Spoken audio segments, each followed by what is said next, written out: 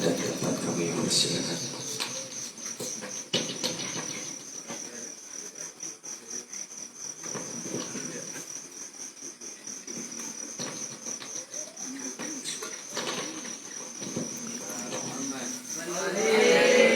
Assalamualaikum warahmatullahi wabarakatuh. Alhamdulillahilladzi asra bi'abdihi laylan minal masjidil haram ilal masjidil aqsa alladzi barakna hawlahu linuriyahu min ayatina innahu huwas sami'ul basir. Asyhadu an la ilaha illallah wa asyhadu anna sayyidana wa nabiyyana Muhammadan abduhu wa rasuluh. Allahumma salli ala sayyidina Muhammad wa ala ali sayyidina Muhammad, amma ba'd. Yang sama-sama kita muliakan guru kita Al-Mukarram Ustaz Taufik. Semoga beliau senantiasa dipanjangkan umurnya oleh Allah, diberikan kesehatan, diberikan kekuatan dan istiqomah dalam membimbing kita. Amin Allahumma amin. Dan yang sama-sama kita hormati dan muliakan orang tua kami, Bapak Haji Insinyur Muhammad Arif, yang jauh-jauh datang dari Batam ingin bergabung bersama kita, memberikan support kepada kita. Mudah-mudahan juga beliau senantiasa diberikan kesehatan, dipanjangkan umurnya oleh Allah untuk senantiasa istiqomah dalam memberikan petunjuk petuahnya kepada kita semua. Amin Allahumma amin. Segenap Bapak Ibu, Bapak RT, seluruh keluarga besar Pondok Pesantren Agro yang sama-sama kita hormati dan yang kami banggakan, adik-adik kami santriwan Pondok Pesantren Agro, yang mudah-mudahan oleh Allah pertemuan kita ini membawa berkah. Amin Allahumma amin. Marilah sama-sama kita mengucapkan puja dan puji syukur kepada Allah atas limpahan nikmat dan karunia-Nya. Alhamdulillah, tadi kita sudah dengar bahwa kawasan kita masih tergolong zona hijau. Artinya apa? Mudah-mudahan dan kita selalu berharap kepada Allah atas dasar silaturahmi kita malam hari ini, Allah senantiasa jauhkan kita semua dari segala macam penyakit, balak dan malapetaka. Amin Allahumma amin. Salawat dan salam kehadiran baginda Rasul Muhammad sallallahu alaihi wasallam. Semoga dengan ucapan Allahumma sholli ala Muhammad wa ala ali sayyidina Muhammad, berharap kita diakui sebagai umatnya dan mendapatkan syafaatnya nanti di yaumil qiyamah. Allahumma amin amin ya rabbal alamin. Izin Pak Kiai ya, Pak Arif izin ya. Sebenarnya segan ya, beliau telepon saya mendadak tadi, padahal jadwal ini ada malam ini di Pondok Pesantren Al-Fancuri Beduk, tapi karena dibatalkan dipindah ke malam Jumat, malam lusa. Jadi jam 3 tadi diinformasikan bahwa acara di Pondok Pesantren Al-Fancuri Beduk, Pancur Piayu ya, jadi ditunda hari malam Jumat. Jadi pas sampai Galang ditelepon sama beliau dan ditabrak ya. Harus, namanya kita sebagai murid harus taat kepada perintah guru. Dalam mutu pondok pesantren, taatmu kepada gurumu lebih baik daripada ilmu yang engkau dapatkan ya. Jadi taat kepada guru lebih baik daripada ilmu yang kita peroleh. Itu di dalam wilayah pondok pesantren. Tenang dasar digaungkan kalimat-kalimat seperti ini ya. Dan kemudian tadi orang tua kita Bapak Haji Insinyur Arif membesar kita mentausiah ya. Saya takut ini kita kualat, jeruk makan jeruk bahasanya ya. Jadi apa yang harus saya sampaikan, terus terang tadi Pak, dari rumah sudah siap betul, tapi saya lihat Bapak hadir hilang semua materi ini. Alhamdulillah pagi tadi di Sungai Bulu ya. Jadi memang kita mudah-mudahan ini salah satu syarat dan sebab wasilah kita mendapatkan keberkahan dari Allah Subhanahu wa taala atas dasar silaturahmi kita. Bapak Ibu yang dimuliakan Allah, adik-adik kami santriwan Pondok Pesantren Agro yang saya banggakan, bahwa memang ya seluruh ilmu yang akan kita dapatkan, baik ilmu agama maupun umum, itu akan kita dapatkan di pondok pesantren. Ya. Ilmu yang kita peroleh di sekolah umum itu belum tentu kita dapatkan di pondok pesantren. Tetapi ketika kita masuk di pondok pesantren, ilmu yang kita dapatkan di pondok pesantren juga ilmu yang di sekolah umum bisa kita raih kalau kita mondok. Jadi ini sekedar motivasi saja Pak ya. Jadi sebelum kita tak usahlah kita bahas Isra wal Mi'raj itu ya, dan sudah dikupas tadi oleh beliau guru kita ya, Ustadz Arif ya, beliau Al-Mukarram. Seharusnya beliau yang tadi kasih tausiah ya. Saya hanya menyampaikan dan sami'na wa ta'na, mendengar aja sebenarnya ya. Jadi adik-adik kami, bahwa memang di pondok ini kita digembleng dengan berbagai macam ilmu, baik ilmu agama maupun ilmu umum ya. Maka dari itu rajin-rajinlah dan taatilah apa perintah kiai yang ada di pondok ya. Sepintar apapun kita, ketika sukul adab kepada kiai kita, kepada ustadz kita, maka keberkahan ilmu itu tidak akan pernah kita raih. Kapan kita tahu ilmu itu barokah? Setelah kita keluar dari pondok ya. Setelah kita keluar dari pondok, baru kita tahu bahwa ilmu itu ternyata berkah adanya pada diri kita. Kalau ingin menjadi ustaz, kalau ingin menjadi pengusaha, kalau ingin menjadi apapun tujuan kita, cita-cita kita, maka mulailah dari pondok. Alhamdulillah kemarin Pak dapat juara 2 lomba ceramah di tingkat PASI di Kota Batam kemarin. Tanggal berapa itu ya? Alhamdulillah urusan dari sini juga Pak, dari pondok kita ambil. Juara 2 ya. Ya, untuk tingkat PASI Festival Anak Soleh tingkat Kota Batam. Kalau juara 1 kemarin dibawa ke Palembang ya, tapi karena juara 2 ya, alhamdulillah Pak ya. Jadi itu didapatkan di mana? Di pondok. Pak RT kita tadi cakapnya berapa menit? Coba tanya Pak RT. Alhamdulillah Pak RT bisa ngomong, bisa beri sambutan ya, walaupun beliau belum mondok. Tapi coba kalau Pak RT pandai mondok, atau sudah mondok dulu, atau Pak RT pernah mondok aja dulu, insya Allah lebih pandai dia dari kita yang ngomong di depan ini ya. Kenapa? Karena orang pondok, santri itu sudah terbiasa untuk ngomong di depan orang umum Bapak Ibu. Ada latihan muhadarahnya, ada latihan khutbahnya, ada latihan untuk menyelesaikan fardu kifayahnya ya. Itu semua didapatkan di pondok. Dalam surah Ar-Rahman Allah berfirman, A'udzubillahi minasyaitonirrajim, Bismillahirrahmanirrahim. Ya ma'syaral jinni wal ins, in istata'tum an tanfudhu min aqtaris samawati wal ard, fanfudhu la tanfudhuna illa bisultan. Wahai bangsa jin dan manusia, lintasilah ya, lintasilah langit, seberangilah langit, telitilah langit.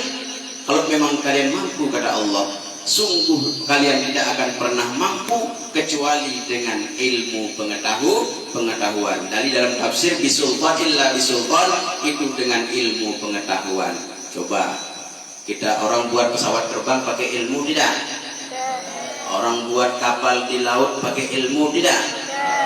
Orang buat yang lagi viral sekarang perangnya Rusia sama Ukraina, semua peralatan tempur itu dibuat dengan ilmu tidak? Ada ilmunya. Pukul gendang ada ilmunya tidak? Ada ilmunya. Jadi kalau mau apapun kita, jadi apapun kita harus menggunakan ilmu. Man arada dunya fa'alaihi bil ilmi, wa man arada al akhirah fa'alaihi bil ilmi, wa man aradahuma fa'alaihi bil ilmi. Siapa yang menginginkan kehidupan dunia yang lebih baik dengan ilmu, Siapa yang menginginkan kehidupan akhirat juga dengan ilmu. Siapa yang menginginkan kehidupan yang lebih baik antara dunia dan akhirat juga diraih dengan ilmu. Di pondok pesantren inilah kita diajarkan bagaimana bergaul antara berbagai macam suku, berbagai macam bahasa, berbagai macam warna kulit. Ketika kita keluar tidak asing lagi dengan suku-suku yang lain. Ketika kita di luar bergaul sama orang lain tidak kaku lagi dengan bahasa-bahasa yang lain. Ketika kita berada di luar tidak canggung lagi dengan warna kulit yang lain. Kenapa? Karena sudah digembleng di pondok pesantren. Nah, ini motivasi untuk anak kita ya. Kemudian tentang Isra wal Mi'raj sedikit saja ya. Memang apa yang disampaikan beliau tadi, ketika sebelum Rasulullah Isra wal Mi'raj, beliau sedang mendapatkan ujian dari Allah Subhanahu wa taala. Ya.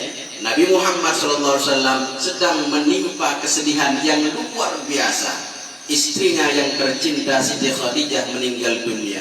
Pamannya Abu Thalib meninggal dunia dalam waktu yang bersamaan. Kemudian beliau pergi dakwah ke Taif, bukan diterima oleh orang Taif, malah dilempar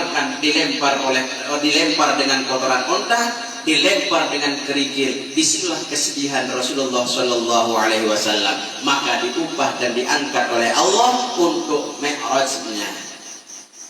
Ya, jadi pelisiran. Ya, apa bahasa lain dari pelisiran ini, Pak Ustadz? Ya. Rihlah dalam bahasa Arabnya, pergi refreshing. Nah, ya, jadi refreshing.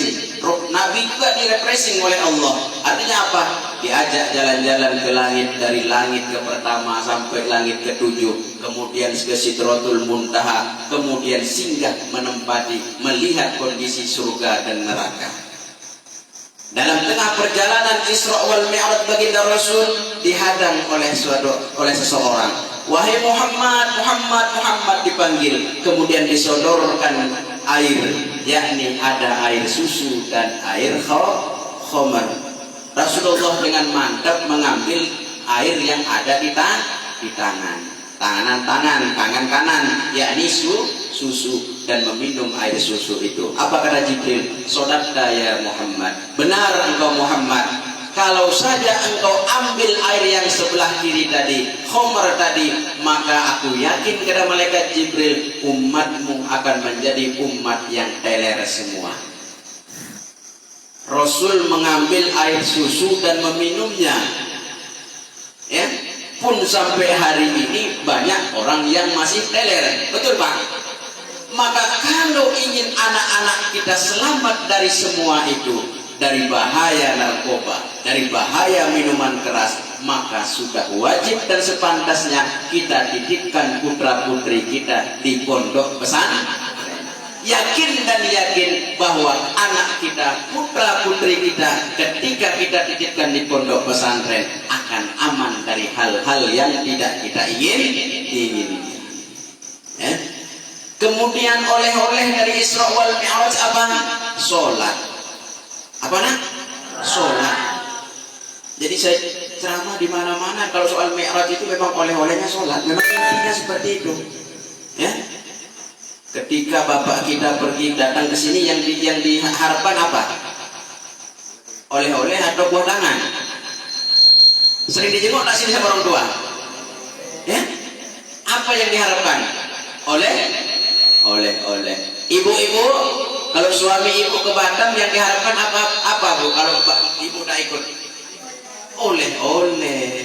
Nah sama ketika Rasulullah diangkat oleh Allah untuk Isra wal Mi'raj, maka oleh-oleh yang beliau bawa untuk umatnya adalah sholat. Senang tak dikasih oleh-oleh?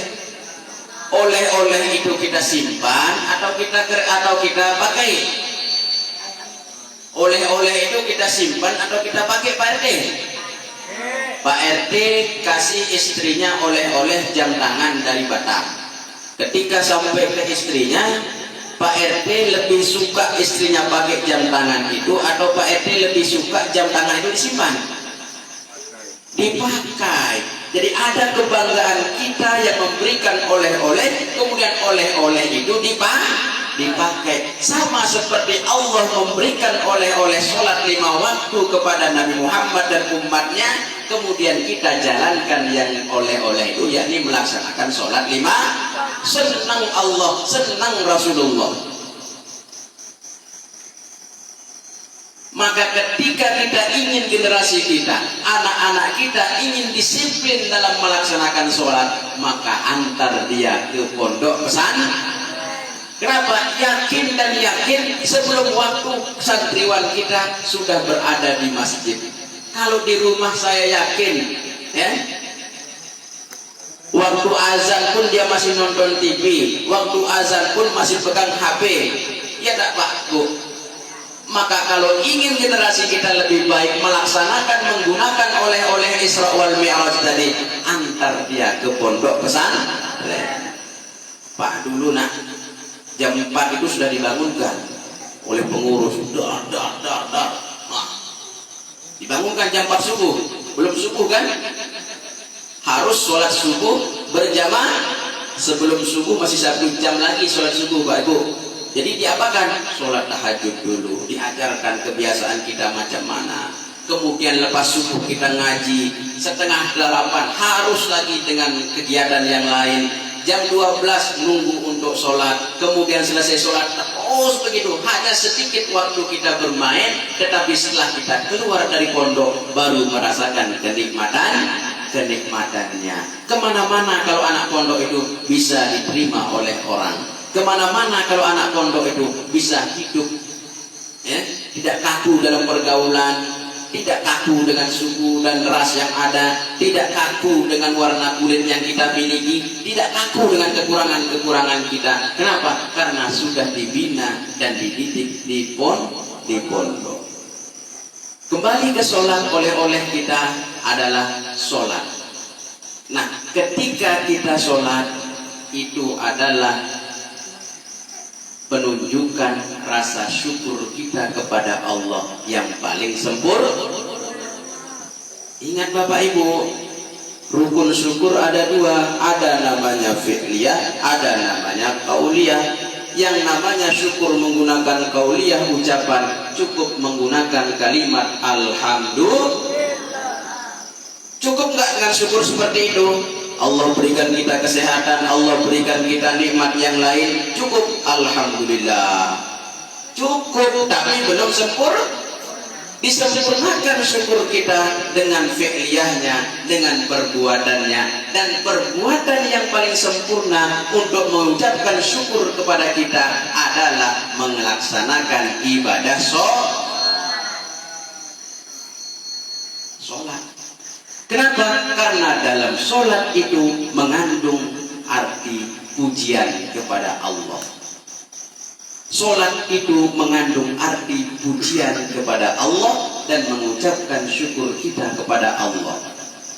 Maka kalau saya ngaji di tempat umum yang tidak ada anak-anak, maka saya kaji sholatnya, bahwa sholat itu memang Allah jadikan dari kalimat alhamdulillah yang artinya pujian kepada Allah. Ada zuhur, ada asar, ada maghrib, ada isya, ada subuh, semua mengandung puji-pujian kepada Allah, dan itu semua kembali kepada diri kita.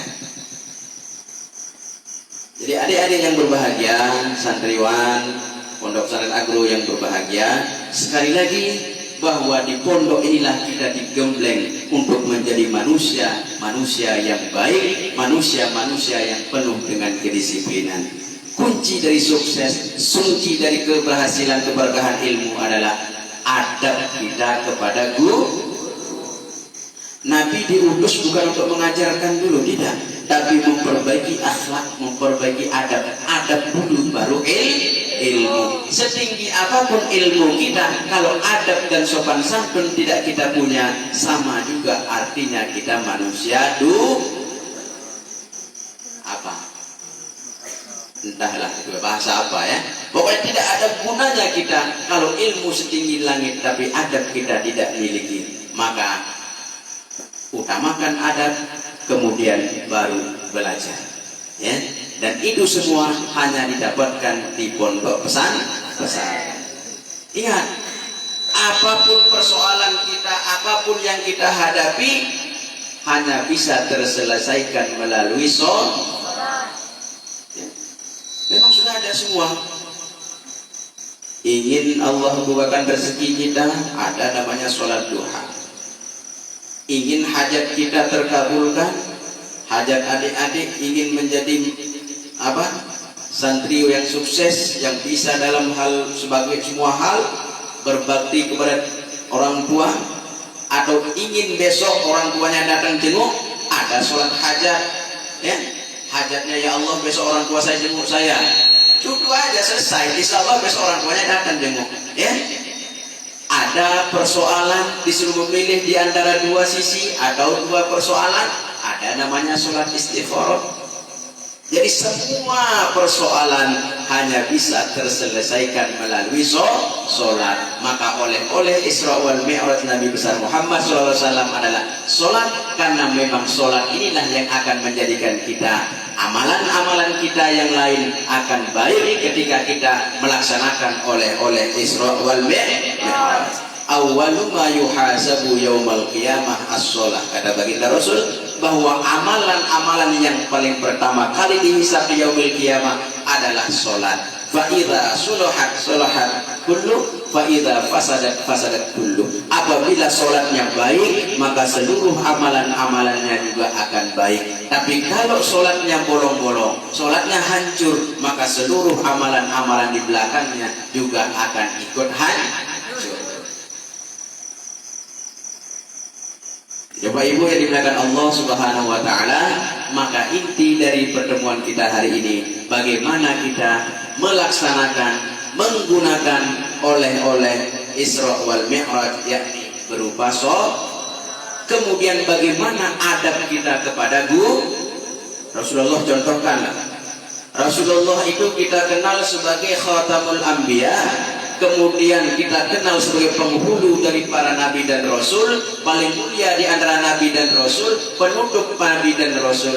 Tapi ketika beliau turun dari menerima perintah sholat, ketemu dengan Nabi Musa di langit ke-6, Rasulullah berdialog. Ada adab di sini, ada tata krama di sini antara Rasulullah dan yang dituakan. Yang dituakan siapa? Nabi Allah Musa alaihi salam. Yang pertama, perintah sholat 50 kali sehari semalam, Bapak Ibu. Setelah Rasulullah turun bertemu dengan Nabi Musa di langit ke-6, Nabi Musa bertanya, wahai Musa, wahai Rasulullah, wahai Muhammad, apa yang engkau dapatkan dari Allah? Aku diperintahkan sholat 50 kali sehari semalam, kata Nabi Muhammad kepada Nabi Musa. Wahai Muhammad, sungguh berat, dan pasti aku yakin bahwa umatmu tidak akan pernah sanggup melaksanakan sholat 50 kali sehari semalam.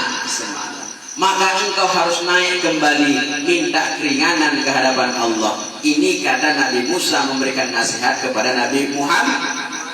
Ada dialog. Kemudian Nabi Muhammad terima. Diterima tidak? Diterima.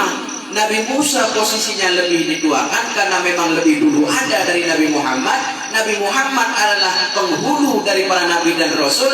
Tingkatan kemuliaannya lebih mulia Nabi Muhammad, tapi tetap menghormati yang lebih tua, lebih dulu ada, yakni menerima saran Nabi Musa untuk memohon keringanan kepada Allah. Akhirnya Nabi Muhammad naik, ya Allah, sungguh berat 50 kali sehari semalam, maka aku takut umatku tidak akan sanggup. Kalau bisa ya Allah, mohon dikurangi 5 lagi, tinggal 45.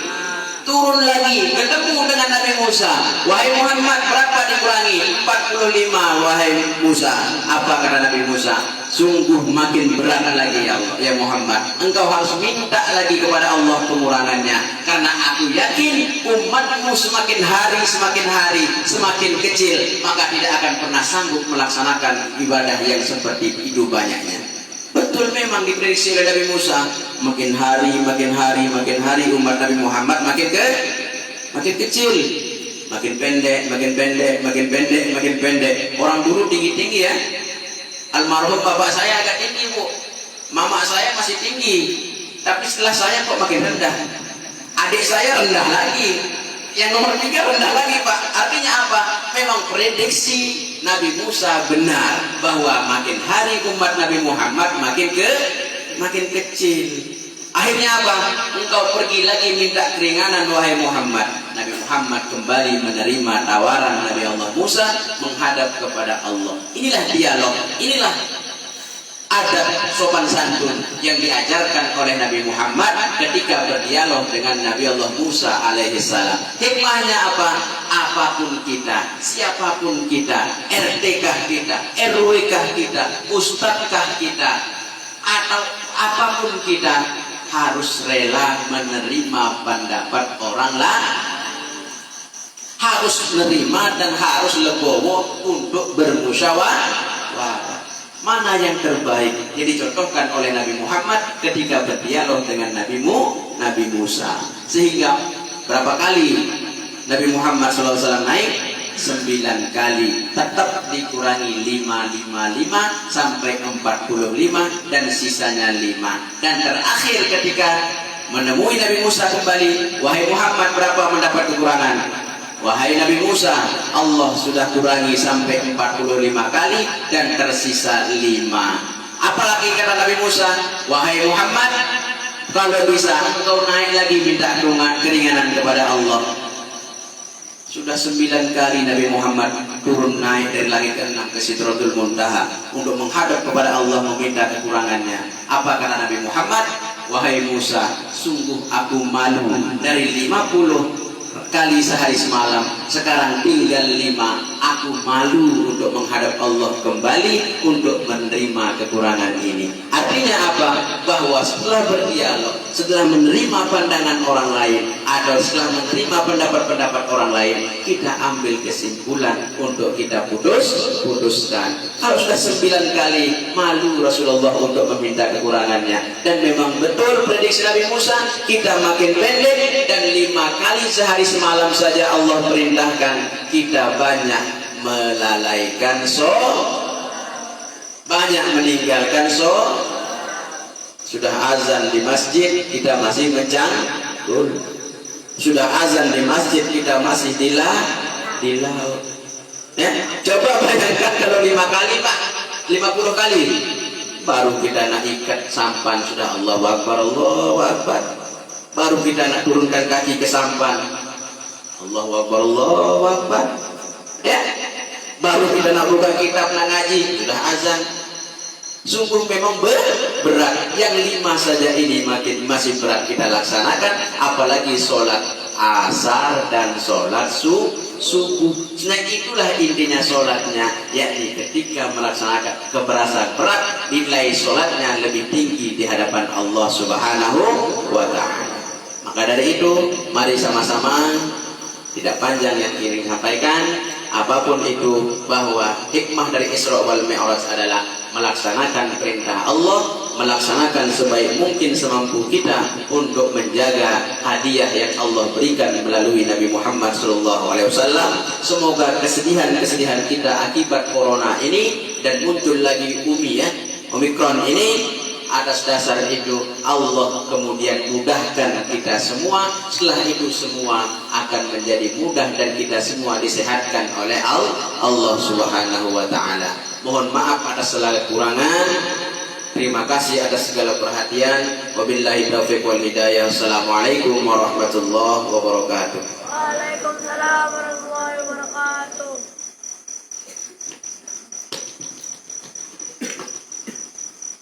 أعوذ بالله من الشيطان الرجيم بسم الله الرحمن الرحيم استغفر الله العظيم الحمد لله رب العالمين اللهم صل على محمد اللهم صل على محمد اللهم صل على محمد اللهم بارك لنا في رجب وشعبان وبلغنا رمضان اللهم بارك لنا في رجب وشعبان وبلغنا رمضان اللهم بارك لنا في رجب وشعبان وبلغنا رمضان يا أرحم الراحمين ارحمنا واهدنا وانشرنا واغفر لنا يا الله إنك أنت التواب الرحيم. اللهم إنا نسألك سلامة في الدين وعافية في الجسد وزيادة في العلم وبركة في الرزق وتوبة قبل الموت مغفرة بعد الموت رحمة عند الموت. اللهم هون علينا في سكرات الموت والنجاة من النار العفو عند الحساب. اللهم عافنا من كل بلاء الدنيا وعذاب الآخرة واشرف عنا بحق القرآن العظيم ونبيك الكريم شر الدنيا وشر الآخرة. غفر الله لنا ولهم برحمتك يا أرحم الراحمين. اللهم إنا أعوذ بك من عذاب القبر وعذاب جهنم وأعوذ بك من فتنة المحيا والممات وأعوذ بك من فتنة المسيح الدجال. اللهم اغفر لنا ذنوبنا وذنوب والدينا وارحمهم كما ربونا صغارا وجميع المؤمنين والمؤمنات والمسلمين والمسلمات وخصوصا إلى أرواح من أهل القبور من أهل لا إله إلا الله محمد رسول الله صلى الله عليه وسلم. ربنا آتنا في الدنيا حسنة وفي الآخرة حسنة وقنا عذاب النار. سبحان ربك رب العزة عما يصفون وسلام على المرسلين والحمد لله رب العالمين. قبل الله منكم.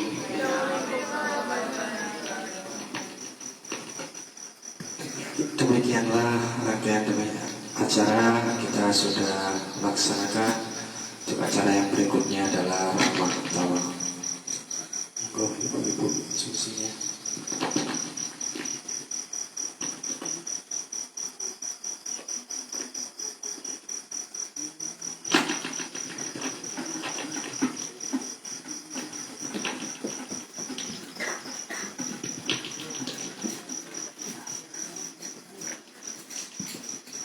اللهم صل وسلم وبارك عليه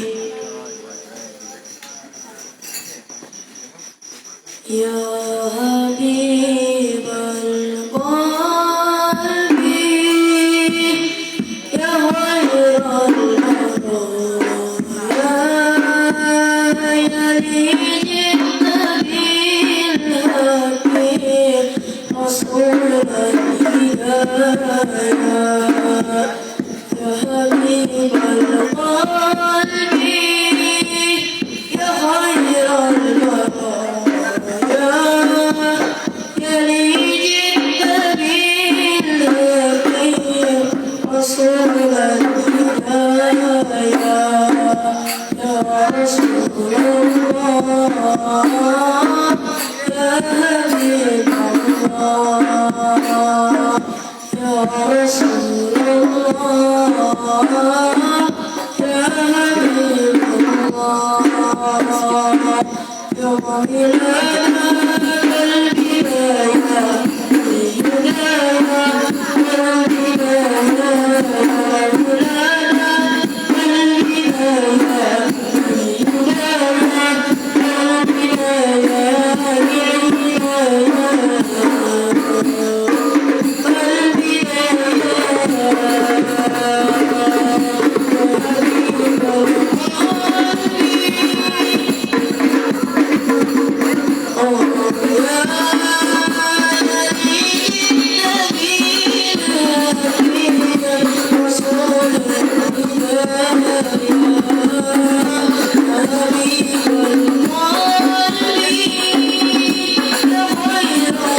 Oh